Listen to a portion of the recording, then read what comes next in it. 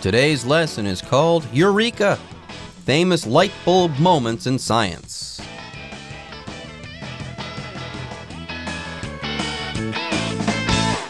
Hello everyone, my name is Jeff. I am Roger, and today we're going to continue talking about these light bulb moments in science when scientists were basically inspired by some incident or something that happened.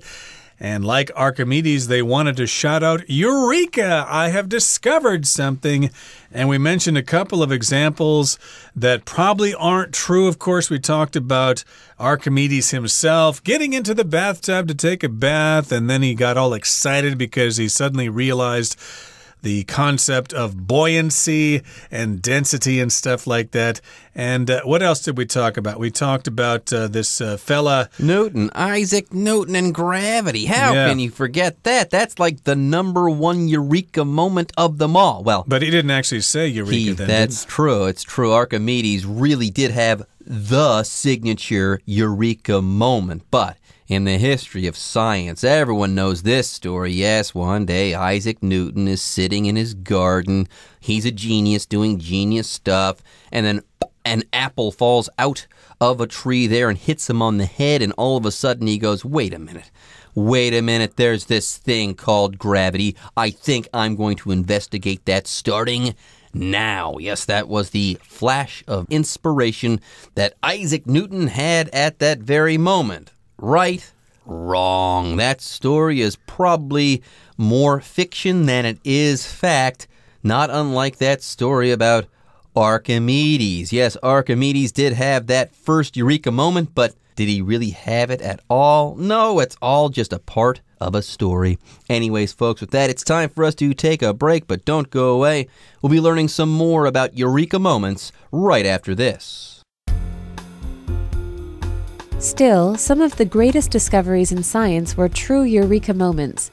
In 1928, Alexander Fleming prepared some petri dishes with bacteria and then left for a 2-week vacation. When Fleming returned, he found that mold had grown in one of the dishes and killed the bacteria. What looked like a mess turned out to be the find of a lifetime. Fleming had discovered the antibiotic properties of penicillin. 各位好，第一部分我们看到的单字是名词 petri dish， 指培养皿。例如 Scientists use petri dish in laboratories to keep the bacteria under observation. 科学家在实验室中利用培养皿观察细菌。接着我们看到名词 mold， 指霉菌。举例来说 Since the shower curtain is often wet, mold will grow easily on it. 由于浴帘常常是潮湿的，霉菌很容易生长。而 mold 当名词时，除了指霉菌，还有模具或模子的意思。所以可以说 Cooks use molds to make cakes in interesting shapes. 厨师用模具做出有趣造型的蛋糕。另外 mold 除了可以当名词外，还可以当动词用，指塑造或形塑。像是 Sean was molded by his time spent as a police officer. Sean 担任警察的那段时间，形塑了他这个人的样子。再来，我们看到片语 turn out to be， 表示结果成为点点点。例如 Sarah had been worried about the field trip, but it turned out to be a great experience. Sarah 一直很担心校外教学，但结果是个很棒的经验。另外，这边补充相关的片语，可以用 it turns out that 主词加动词来代表结果变成或证明点点点。像是 It turns out that the necklace I bought had been stolen from a jewelry store. 我买的项链原来是从珠宝店偷来的赃物。接下来我们看到形容词 antibiotic， 指抗生的、抗菌作用的。我们可以说 In today's class, the teacher made some explanation of antibiotic treatment. 在今天的课程中，老师对抗生素治疗做了一些解释。而 antibiotic 除了当形容词之外，更常使用来当名词，指抗生素。例如 One of the pills that the doctor prescribed was antibiotic. 医生开的药中有一颗是抗生素。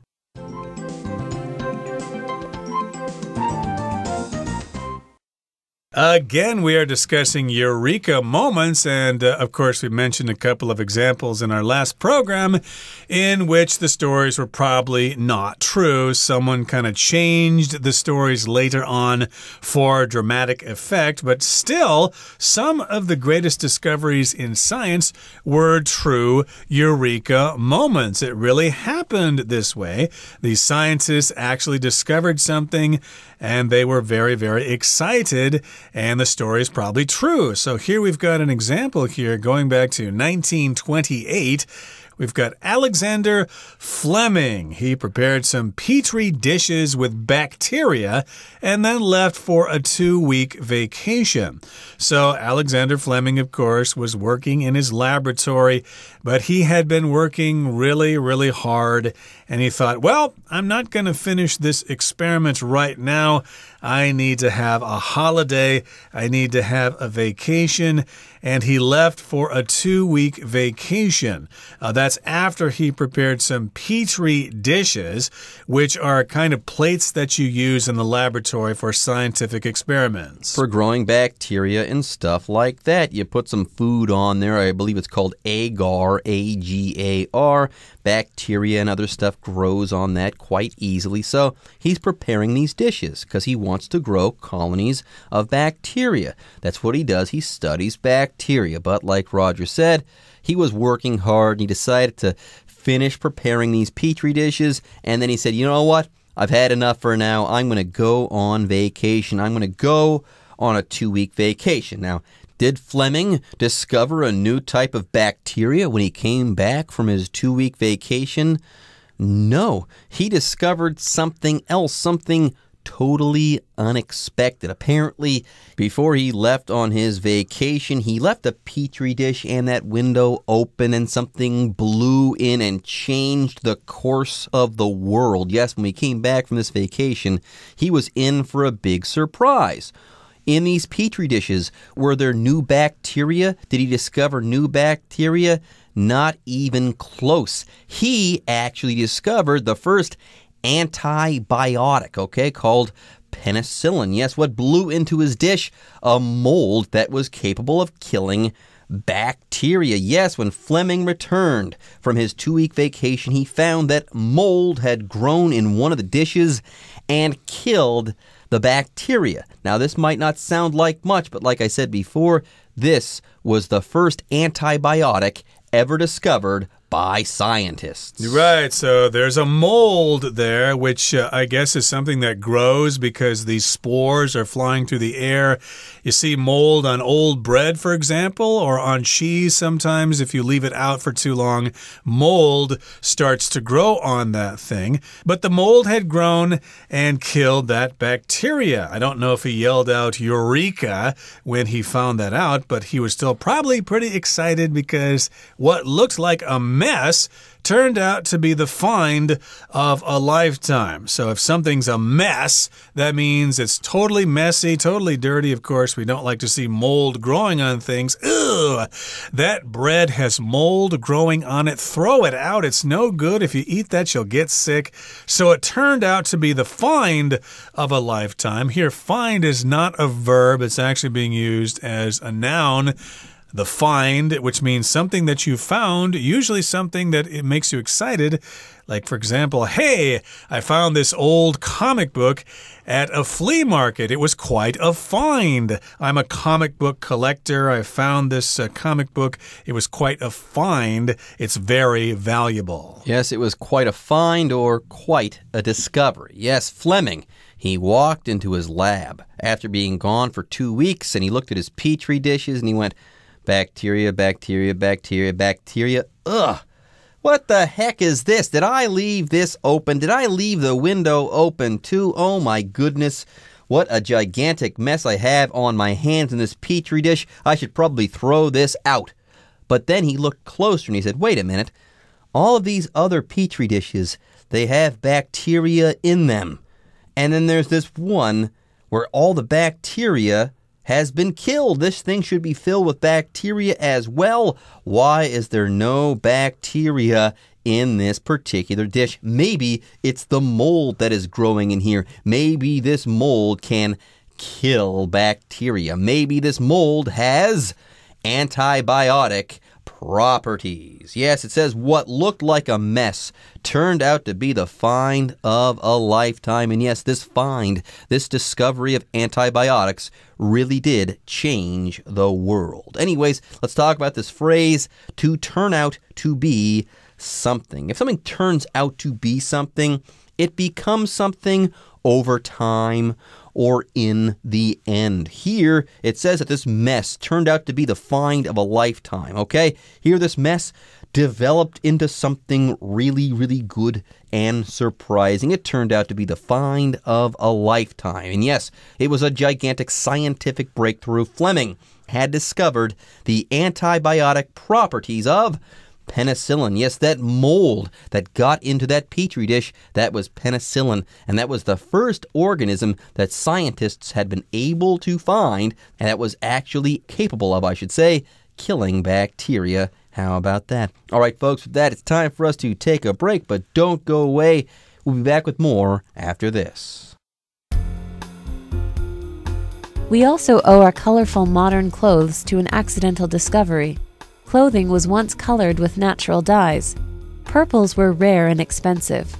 But all that changed in 1856 when 18-year-old William Henry Perkin tried to make a malaria medicine out of coal tar. Instead, he created an intense purple substance that worked beautifully as a clothing dye. Perkin was soon rich, and his discovery gave birth to the synthetic dye industry. 第二部分我们看到一个单字 tar， 这个字为名词，有焦油沥青之意，常常用 coal tar 来表示煤焦油，像是 Some baseball players apply tree tar to wooden bats to make them less slippery. 有些棒球选手会将树焦油涂在木质球棒上，让球棒不那么光滑。接着我们看到单字 synthetic， 这个字是形容词，指合成的或人造的，所以可以说Sandy bought a pair of synthetic leather pants, which looked like they were made of real leather. Sandy 买了一条合成皮裤，看起来很像是真皮做的。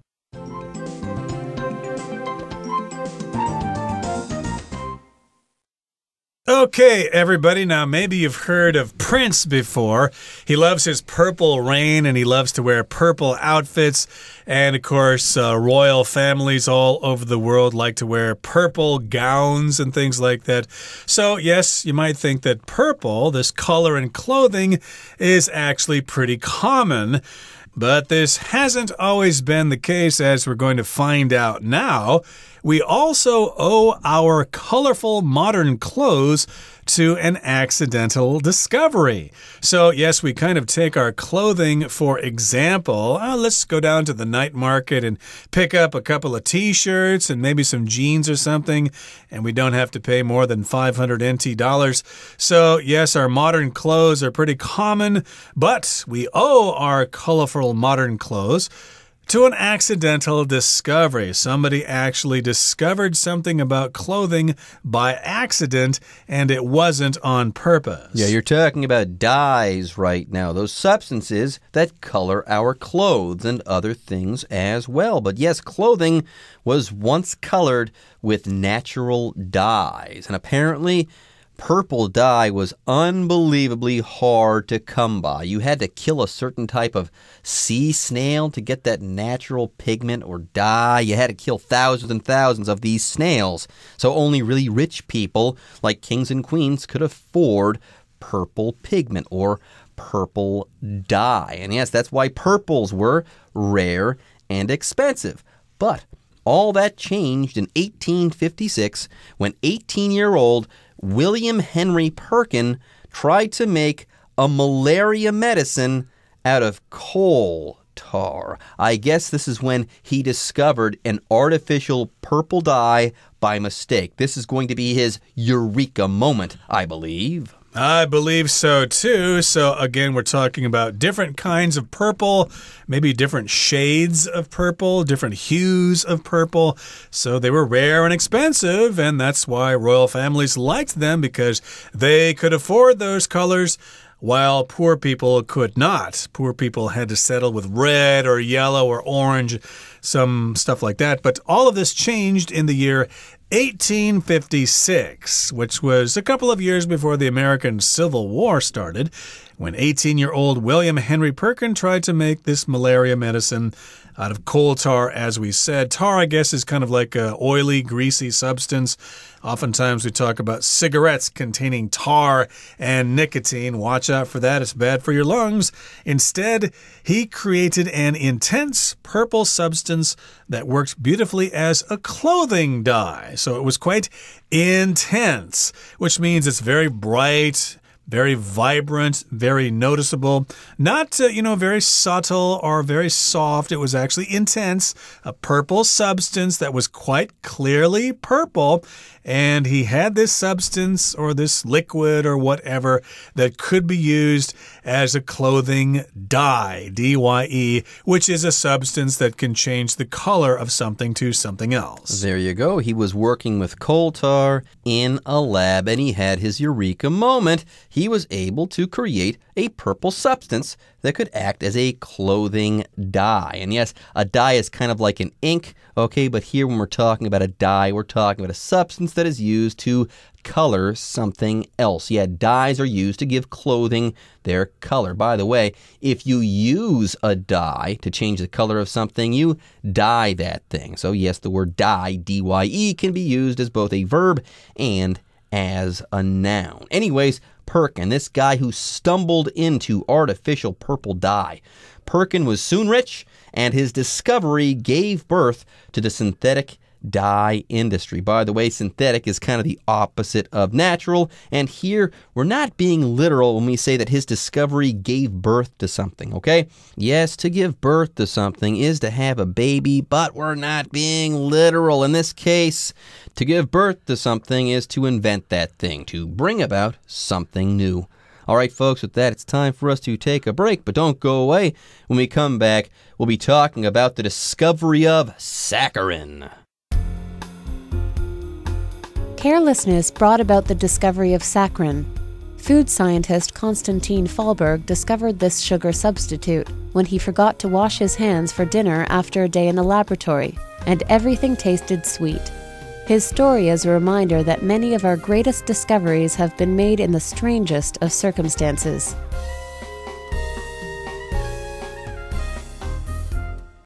最后我们看到名词 substitute 指替代品或代替的人或物，像是 Peter will be my substitute at work while I am on vacation. Peter 在我休假期间是我的代理人。另外 substitute 除了可以当名词之外，还可以当动词使用，只用点点点代替。举例来说 Surprisingly, applesauce can be substituted for eggs in some recipes. 很意外的，在某些食谱中可以使用苹果酱来代替鸡蛋。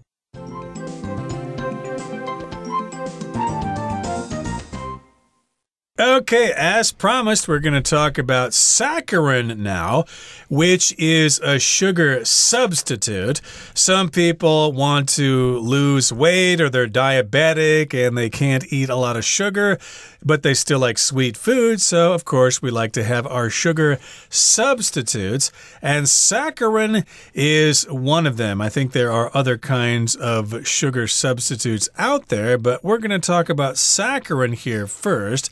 And it says here in the final paragraph, carelessness brought about the discovery of saccharin. Now, carelessness here means you're not being careful. If you're careless, that means you're just causing trouble for other people. Please be careful when you drive on the streets of Taipei. Don't be careless, or you might cause an accident. But carelessness here is the noun. It's when you are careless, or you're not concentrating on what you're doing. This, however, brought about the discovery of a sugar substitute called saccharin. Yes, food scientist Konstantin Fallberg discovered this sugar substitute when he forgot to wash his hands for dinner after a day in the laboratory, and everything tasted sweet. So there you go. This is the discovery of synthetic sugar, so to speak. Yeah, sugar would be a natural sweetener, whereas saccharin and stuff like that, these sugar substitutes are synthetic sugar. Anyways, this guy Fahlberg, he was working in his laboratory, and apparently he was working with a substance, and it was sweet. He didn't wash his hands, and then he went to eat, and everything that he touched tasted sweet, and yeah, turns out that he discovered saccharin in this way. Anyways, before we move on, let's talk about the word laboratory.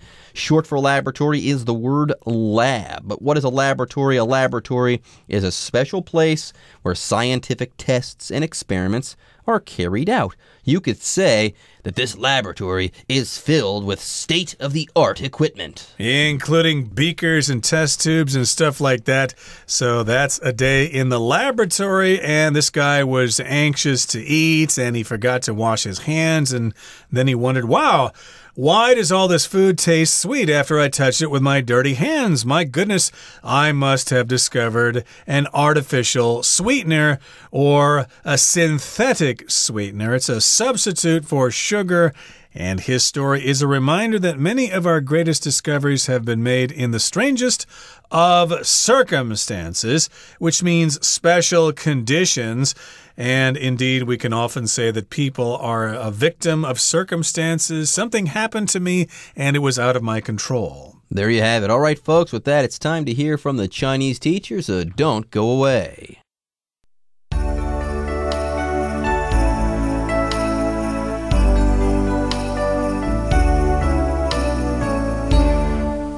各位同学大家好，我是 Hanny。 我们来看今天的文法重点。课文一开始提到亚历山大·弗莱明呢，准备了一些含有细菌的培养皿。他去度假2周回来之后，发现其中一个培养皿里面长了霉菌，还杀死了细菌。读到课文第一部分的倒数第二句， What looked like a mess turned out to be the find of a lifetime。看起来一团糟的东西，结果变成他毕生最重要的发现。好，句子里面的 find 在这边它是当名词，表示发现物或者是被发现的人或事物，尤其是有价值珍贵的那一种。另外 lifetime 这个名词它表示一辈子或者是终生，当我们用名词加上 of a lifetime 就表示终身难得的某事物或是千载难逢的某事物。像课文里面这个 the find of a lifetime 就表示毕生难得的重要发现。我们也可以用 the opportunity of a lifetime 来表达千载难逢的好机会。好，那我们还可以用Once in a lifetime 来表达一生一次的。举例来说 This type of opportunity comes along once in a lifetime. 这样的机会一生只会出现一次，所以要好好把握。那如果我们把 once in a lifetime 这4个字之间再加上连字号，就会变成复合形容词。那你可以用 a once in a lifetime opportunity 来表达毕生难得的机会。好，接着读到课文第二部分的第一句。We also owe our colorful modern clothes to an accidental discovery. 我们现在色彩鲜艳的服饰也归功于一次意外的发现。那这边要介绍的是 owe something to 什么什么的用法，表示将某事归功于什么什么。其中这个 owe它在这边是当及物动词，表示归功于什么，归因于什么。那么在 to 的后面呢，你可以接人或是事物，像是 The actress owes her success to her parents。 那位女演员把自己的成功归功于父母。或是说 He owes his success to hard work。 他把自己的成功归因于努力。好，那么课文接着提到说，以前的服饰是用天然的染料，那么紫色是很稀有而且很昂贵的。接着他就说啦 But all that changed in 1856 when 18-year-old William Henry Perkin tried to make a malaria medicine out of coal tar。 不过在1856年全都改变了，当时18岁的 William Henry Perkin 试着用煤焦油来提炼治疗疟疾的药。那句子里面这个 when 它是当关系副词，相当于 in which， 它是引导关系子句来修饰先行词1856年。好，那么由于先行词呢是明确的时间点，你不需要限定范围了，所以这叫做非限定用法。也就是说 when 的前面要加逗号，那 when 引导的关系子句是用来补充说明1856这一年 William Henry Perkin 他试着用煤焦油来提炼治疗疟疾的药。好，那么以上是这些重点整理，我们来回顾今天的单字吧。Mold. In hot and humid climates, it doesn't take long for mold to start growing on any food that is left out. Tar. Tar was used to pave roads as early as the 8th century. Intense. Lightning shot across the sky in a brief, intense flash of light. Dye. The residents of the small town where the dye factory is located have been requesting that the government close it down. Substitute. Social media is a poor substitute for in-person interaction. Laboratory. The doctor sent the patient's blood sample to the laboratory to be analyzed. Circumstance. It's important to consider the circumstances influencing someone before you judge their behavior.